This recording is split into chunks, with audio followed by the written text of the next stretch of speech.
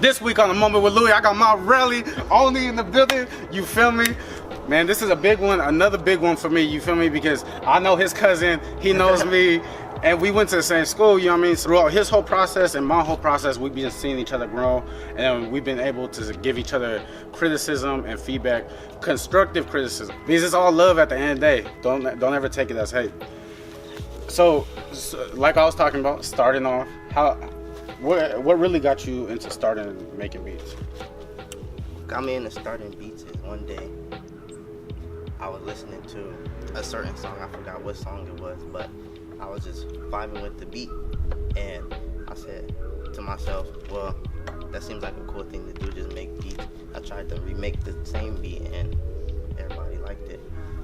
When you start on your own beat, do you start with like the clap, the bass, or do you go to like a certain melody that you already have stuck in your head?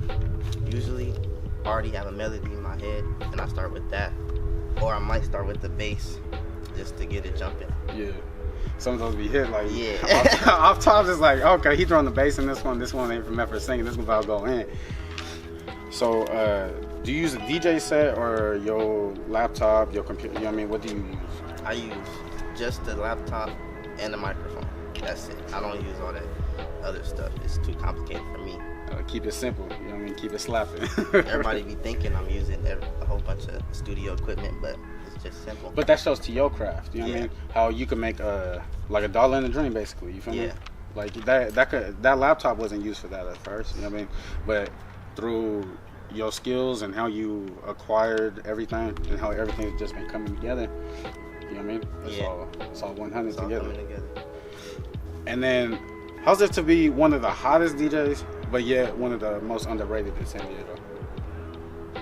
Well, it feels like overwhelming when people come up to me or like message me like, "Oh, your auntie made this," and they used to never hit me up before. Yeah. And it's just like, oh, that just feels good.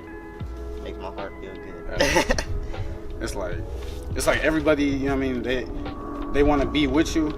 Yeah. When you already on top, you know, or when you on your way to the top. Yeah, everybody just comes out of nowhere. Yeah, like nobody can see your vision, but once they can start getting a glimpse of it, they want a piece of it. You feel me?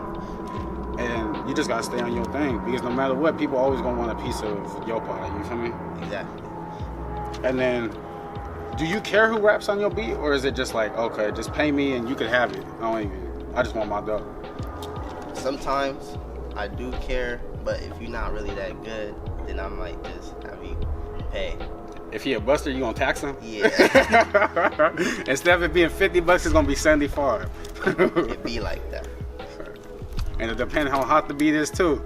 If that beat gonna give you 1 million views without you really rapping on it, you know everything I make is hot. Off tops. Okay, so an only beat $50, you feel me? And then, do you really do that? Like, you really be taxing them if they blow? Like, if they should? Yeah. Yeah. Like first I have to hear what they sound like on my beat, and then if I like it, then I might give them a discount on the beat. Would you ever pay the rapper or a rapper to be on your beat? No. No. I don't care who you is. Money come first. So, who's been your favorite person to work with? Favorite person to work with? Well, in Dago is Hardini. Okay. But in LA, is Almighty Suspect. Shout out to him because he's been getting me clout, helping me build. Shout out Almighty Suspect. We're going to have to take a trip out there for Oh, and KT Foreign. And KT. Got knockers with both of them too. I was like, okay. Okay, so this is a little popcorn segment that we do, you know what I mean? So, what's the favorite beat that you've made? Because in my opinion, I feel like Jam On It, you know what I mean, having that old school sample and then really bringing it into the newer crowd, you know what I mean, it really, you could really see the difference in how it flows, you know what I mean? Jam On It was one of my favorites too, really because it's not really a sample. I really remade the whole beat by scratch. So that was just like, I really did that. So I really made that beat. If I went back in time and made that beat, everybody would love me. Off tops. But another beat is by Hardini. I sent to him Pocahontas, because he could sing on it and he could rap on it. he was using the auto tune. I mean, like, okay. Yeah. So you would put Pocahontas over the beats you made with KT Foreign and beats you made on your own mixtape on SoundCloud and everything?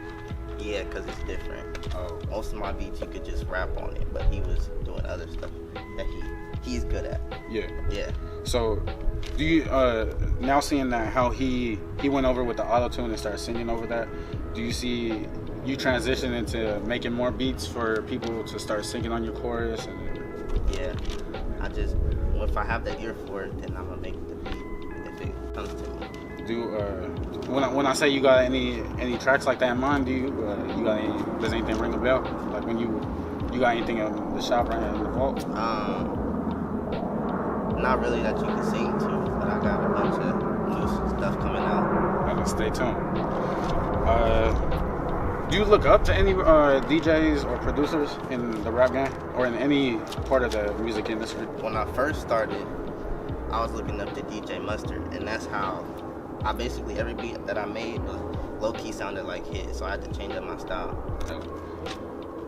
That's dope though. Would you want to work with him on a beat? Yeah, but that probably wouldn't happen. Why you say that? Because he's too good. Maybe one day he'll find me. Don't discredit yourself though, you know what I mean? You making knockers yourself. You know what I mean? So if you watching, my boy, you feel me? So what's only stand for? Because I see on Twitter, Instagram that it's only. Only stands for obviously niggas living young. Okay. Because nobody in our group wants to grow up. We want to stay young forever and have fun. Like Mozzie said, the good die young, they don't make it fully. But what happened with that Frosty situation? That man said fuck me, so I said fuck him. It wasn't even supposed to be on that kind of level. It just happened like that. He just took it to an extent it wasn't supposed to. Yeah, because he wasn't trying to pay me for a beat, basically. Stop being broke. It's $50 if you really spend it. Simply. Man, I don't know why people just want shit for free, though. You feel me? Like, well, I would want shit for free too, but he tried to make it seem like it's like you owe them. Yeah. Type shit. Do you think that you going against Frosty led to you and Almighty Suspect getting a little closer also? Because doesn't he have his own beef with him? Yeah. On Instagram he said that's still his brother. Like he still fuck with him, but he don't fuck with him. Oh, okay. Yeah. Like he cool. He don't have a problem with him. Are you still watching football? You know what I mean? I know I am. Even though my Chargers took that dub, you feel me? Shout out. I was watching football when the season first started. Then my Raiders started. Novak came back. Yeah, that's all I'm gonna say. So, how did it feel to first get on Thizzler? I was just surprised to even see my name on there. Then I seen my name pop up on there multiple times after that, and I was just like, "Oh, I'm really popping." It's just like an everyday thing now. Yeah, like it was like it's a dream for that to happen, but then after it happens, you're just like, it's normal now. How do you not let that success get to your head? Because that Off Top's gonna give you a couple thousand views no matter what. Yeah, I just stay the same. There's no reason to change over something so little. Don't sell your soul for a piece of change. You feel me? That's out. Off Tops. So what's next for Only in the Only family? Well, we're still making music. I'm still making music. Got a mixtape coming. Okay. So, what's that called? What's that gonna be called? Mackin' on the mixtape. Okay, Mackin' on the mixtape. When's that gonna drop? Yeah, I don't know. To be announced. I'm hoping by Christmas time, so you know what I mean. He could drop a little Gucci Mane, like how he did it. I'm gonna drop a song off of it before I drop the whole mixtape. I'm gonna let you hear it first. Said Off Tops. You already know you got any tracks that need to be heard. Let me hear it. You did. Period. So, period. That's 3 periods. So, yeah, man. I would like to hear. Do you got any Christmas stuff coming? Because I know the holiday season coming right around. Like how Gucci Mane remade the Christmas. That shit was hot too. You feel me? So I'm thinking like Rudolph, the Red-Nosed Reindeer. You remix that or something? I thought about it, but I haven't really got to it yet. Yeah. So that takes planning to just find those old songs too. Because honestly, the farther back you go, that you sample that, you know what I mean, the harder it's gonna come out. Yeah, I still got some weeks too before Christmas, so. Man, look, shit, Thanksgiving just passed. I hope you had a blessing. Are you into art? I don't look at art, but like cover art. You know what cover art is? Like for albums and stuff? Yeah, that's what I look at sometimes. Do you, okay, speaking of cover art, for Mackin and, Mackin on the mixtape? Mackin on the mixtape, what's going to be the cover art? You eating mac and cheese or what? What's going on? Well, it's kind of basic. My boy, Dago D. James, he's from San Diego. He made it for me. And it's just a red picture, my face on it. And above it is just the name. Like, well, it sounds boring when I say it, but it's kind of different than what. Is it like a cartoon version of you, or is it? Nah, I'm trying to find someone that could do that for me. I think I got you somebody, my homie. One of my homies got the dude who drew the X, the Dista X, the one Rob Stone made. I seen that. Yeah. He in Nashville City somewhere. I don't know his name. Yeah, but speaking of paintings, Da Vinci just sold Da Vinci's last personal painting for $450 million, including the fees and everything. Do you ever see like Dr. Dre's original vinyl ever going for something like that? Like that he would use going on his sets? And I don't know about that high, but I know music, once it gets old, like everything, once it gets older, it becomes more worth, like it has more worth to it. Yeah. Once something's priceless, that's when it really got some price. You feel me? If the audience took anything away from this, what would it be? Well, first off, never quit. If someone tells you that you should stop doing something, don't listen to them, because you might be good at it and you might get somewhere in life with it. Like, I'm slowly getting somewhere. I didn't think I would, but it's happening. So I'll never give up on nothing. Only you can see your vision. Okay, second. And you have to always keep a small circle, because not everybody is your friend.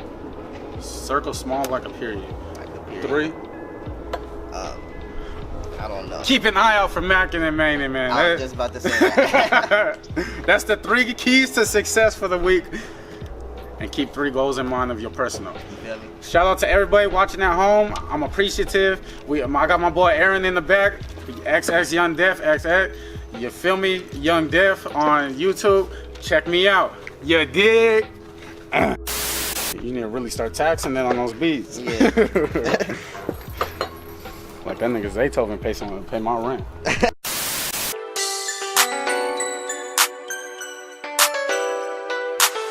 In the yard with it. Yeah. Now I'm tired of these lame ass niggas always.